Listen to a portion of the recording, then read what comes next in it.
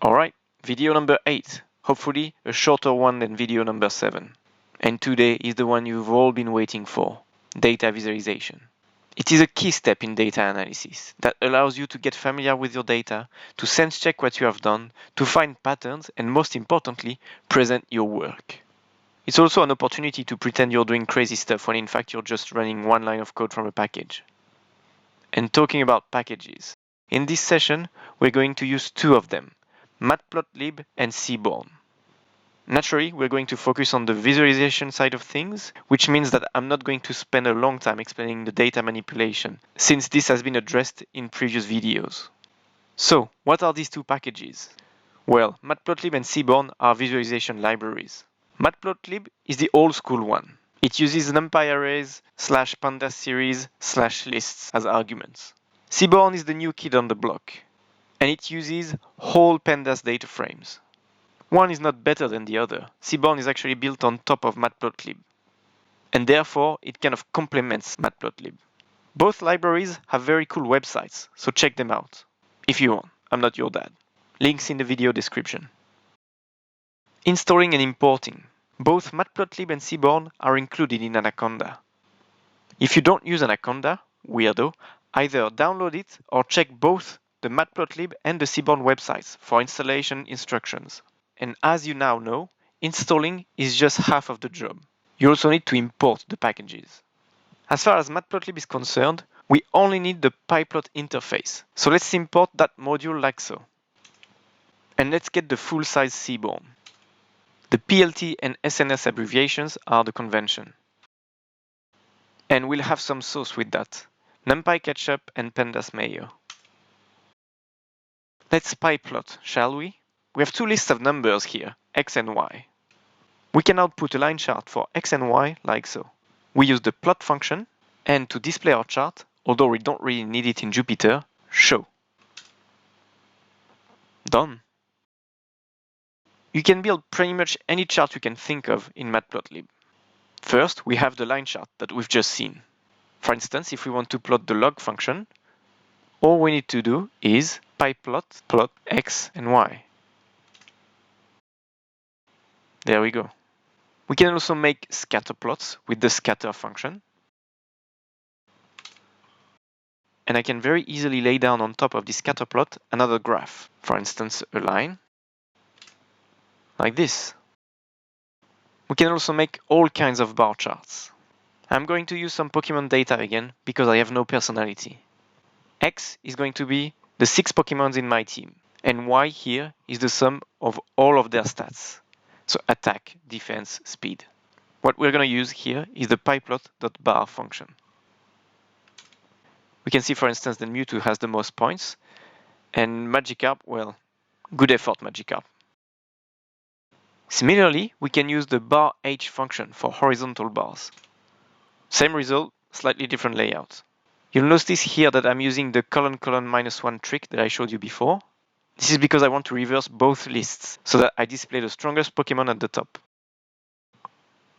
We can also make stacked bar charts. And for that, we're going to need the bar function, but this time we're going to use a parameter within it called bottom. Here is the data about my Pokemons: health points, attack points, defense points, special attack, special defense, and speed. Let me just comment out a few bits of code first to help you understand what is going on. By the way, I'm using a cool Jupyter shortcut for that. Control +//. As we've seen before, if I just run this, I only get the health points of my Pokemon.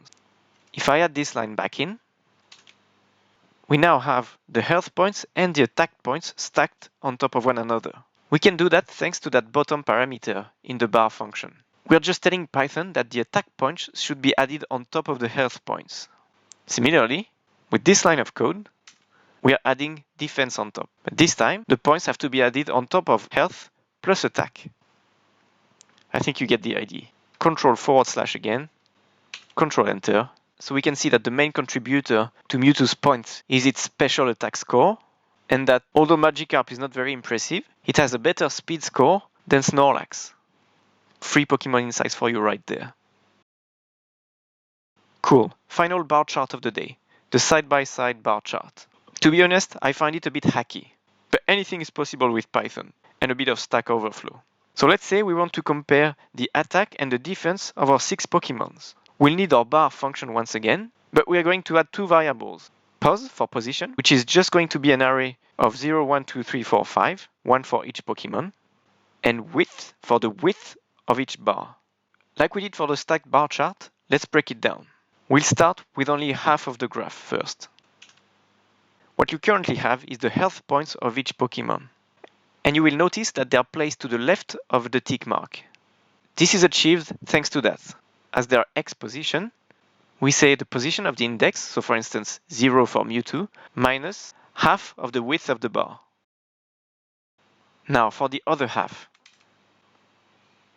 These are the attack points and they are placed to the right of the tick mark. So if we put these two things together, we get a nice side-by-side bar chart. This command here allows us to replace the positional number with the actual name of the Pokemon. If we take it out, you get something less explicit. Insights-wise, you can see that Dragonite has more attack points than health points, but that Snorlax is the other way around. There's a really nice gallery of charts on the Matplotlib website, so check it out for more visualization ideas. Let's face it, the charts that we've made so far haven't been great. No legends, no titles, no labels. So let's fix this together, once and for all. And to make things less theoretical, let's load 2 real data sets. The daily coronavirus cases globally that we've looked at in the previous video, as well as the mobility data from Google. They use location data to get an idea of the places that people are visiting, parks, grocery stores. It's really interesting. The links are in the video description. Alright, I'm not going to comment this in great detail because this is pandas and numpy stuff that we've seen in previous videos. So here I take care of the COVID-19 data, here I take care of the Google data, and here I put the 2 data sets together in a data frame. We can go to the good part, the visualization. The most important thing that I'd like you to take away from this lesson is this line of code here. Fig, ax equals plt.subplots. Then we put stuff inside, but it doesn't really matter. What you need to know is that it creates both a figure, fig, and a set of subplots, ax. This line should be your standard first line whenever you're trying to make a visualization, in my opinion. So that's not much to remember. The fixAs parameter is optional. You just use it to control the width and the height of your chart. And once you have built this fig ax base, you can start adding elements one by one. Here is the data that we're going to use. X time. Then we have 3 Y values. Number 1 is the change in visits to retail and recreation places against the baseline defined by Google. Number 2 is the change in visits to parks, beaches, etc. Finally, number 3 is the number of coronavirus cases that we've looked at previously. All this for the whole of France as a country. So we can start by plotting just one ax, just like we did before, x, y. I have an optional parameter added here for the color of the line. This is called a hex code. Just go to Google and type in color picker. It returns this scale that you can play with and that will dynamically generate the hex code that you want for that specific color. Here I chose this one. And we can ignore the rest for now. At the bottom we have plt.show. Cool. Here is the Google baseline of visits, and then you see suddenly a drop, which is related to the lockdown in France due to the coronavirus. These are percentage points, so that means roughly minus 80%. We can very easily add one more line. This time we are just referring to the ax we've created, ax.plot. We also want a line chart of the same color, but with the line style parameter specifying that I want it to be dashed. Let's try it out. See, another line. And I can continue adding more lines like so. For instance, if I put in the cases, we have a scale problem here. One way to fix this is to plot our data against a secondary vertical axis. So let's do that. I'm going to keep the first mobility data, not the second one. Using the twin x function, I'm building a secondary vertical axis called ax2. And using the plot function, I'm plotting against AX2 my cases in a different color. You can now see on the same timeline the timing of the lockdown in France as well as the evolution of the number of COVID-19 cases. But as it is, our chart is still a crime against analytics. No title, no legends, no labels on the axis. The set and the legend function will help us here. Here, I'm setting a label for the x-axis, date, a label for our first y-axis, mobility points versus baseline, and finally a title for my chart, France, daily mobility of individuals versus COVID-19 cases. On ax 2, I'm using the set function as well to provide a label for that secondary vertical axis, number of COVID-19 cases. I'm setting the legend for the values on my first axis, mobility, at the top left, and here I'm specifying the legend for my secondary vertical axis at the top right. It looks much better. And just to be extra fancy, we can color the vertical axis the same color as the lines they relate to.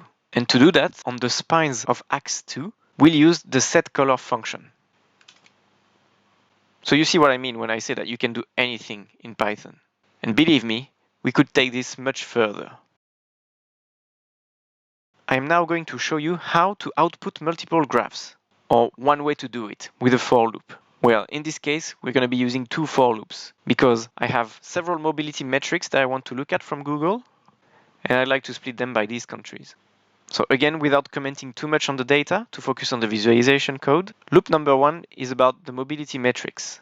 And inside it, you can find that awesome line that we've talked about in the previous section. And within this loop, you can find the fig ax line. Loop number 2 is about the countries, these 5 countries. There's a bit of data wrangling here, and the visualization code is actually quite small. We're just plotting a line chart, specifying the legend using the country codes, and then setting the labels. So the x-axis label, the y-axis label, and the title of the chart, which is equal to the variable name. And that's it really. As an output, we get these charts stacked on top of one another. With other methods, we could display them on rows and columns. But let's keep things vertical for now. In terms of mobility to retail and recreation places, you can see that Italy has started confining its population first. We can also see that mobility to these places has slowed down more gradually in the UK and in the US than in other countries. Looking at grocery stores and pharmacies, we can observe some sort of spike at the beginning of the lockdown. This could be people stocking up or panic buying. And in terms of places of residence, we can see the other side of the coin. People seem to be staying at home more, as you would expect. We can also see some interesting weekly seasonality here. I would guess these drops are weekends. As pre-confinement, people were already spending more time at home on Saturday, Sunday. So the change is more modest. Alright, next and final chapter of this video, the Seaborn package. First, let's make a few box plots using a very famous dataset, the Titanic dataset from Kaggle. Here is what the data looks like. Each row is a passenger. The survived column tells you whether they survived or not. The other columns tell you other things about these people. Their gender, their age, the fare that they paid. The Kaggle challenge on this dataset is about using machine learning to predict who will survive or not. It's very popular. So let's say we want to know more about the shape of the age distribution on the ship. Just like before, we are using our classic fig ax line. As I explained before, you pass whole data frames to Seaborn as argument, instead of having to split them in series, arrays, or lists. This is my Titanic data. Y-axis, I'm interested in the age variable. I can specify the color palette that I want to use in Seaborn using the palette parameter. For instance, here I'm going to use this one. Here we get our box plot. The median age is under 30, and the bulk of the values are between 0 and 65 years old. We can easily split this by survivor versus non-survivor using the X parameter. So let's try it. We now get two box plots. The survivors seem to be slightly younger than the non-survivor. Good, because kids are supposed to be put in lifeboats first. But we can break this down further by using the hue parameter. It's a very useful Seaborn feature that you'll find on other chart types. For instance, if you want to break it by passenger class. You gotta love these box plots. Alright, heat maps. They're pretty fashionable too. Going back to our Google mobility data, let's say we have a specific question on the Italian region of Lombardy. How have visits to grocery stores and pharmacies changed by day of week? Here's the pandas bit.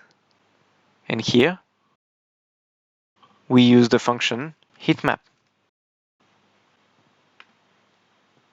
Here is the name of my data frame. With this line, I'm telling Python to put numbers on top of my heatmap.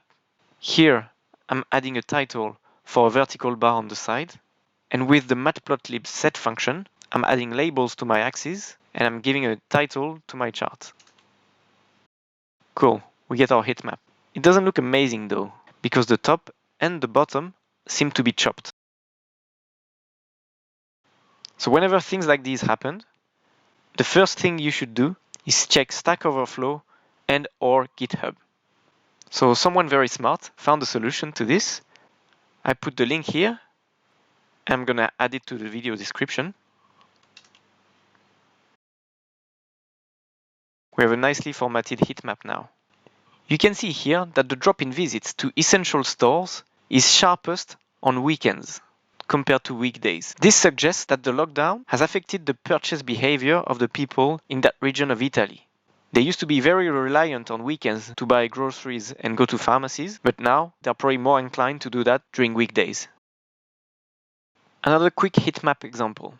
I'm going to output the graph first.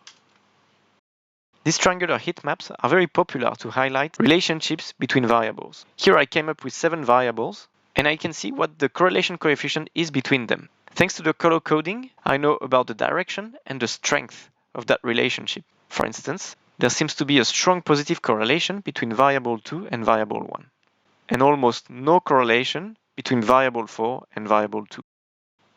And this was made using that same heatmap function, and a bit of pandas and numpy stuff. A side benefit of Seaborn is that you can use it to get practice datasets. With the get dataset names, you can see what datasets are available. For instance, you have the Titanic one here and the iris one here. Let's actually load the iris one. Each record is about a flower and its attributes, the petal and sepal dimensions, width and length. The last column tells you about the species that flower belongs to. There's 3 values: setosa, versicolor, or virginica.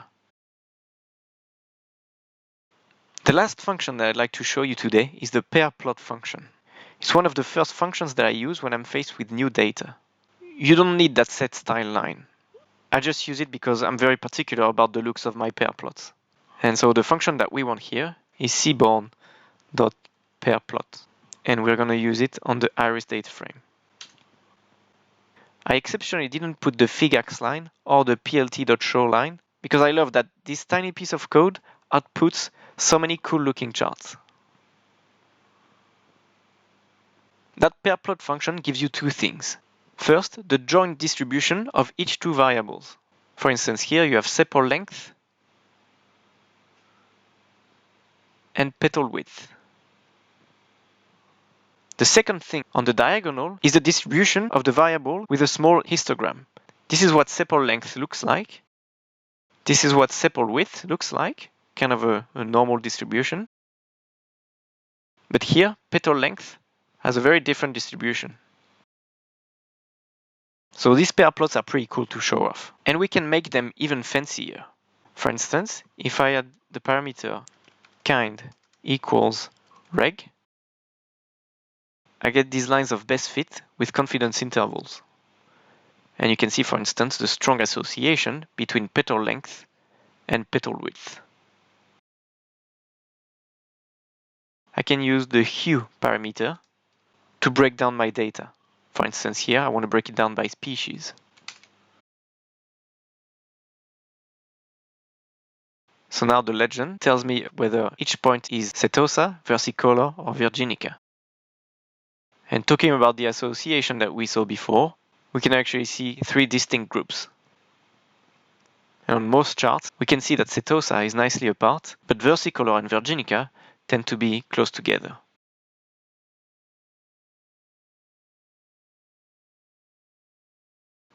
You can check out the Seaborn gallery as well for more beautiful charts. Alright, I think I've given you enough to get started with visualizations, so go find some datasets and have fun making graphs. As always, thanks for watching. Like, share, subscribe, hit the notification bell, comment to let me know what you think and would like to see next, and remember, practice makes perfect.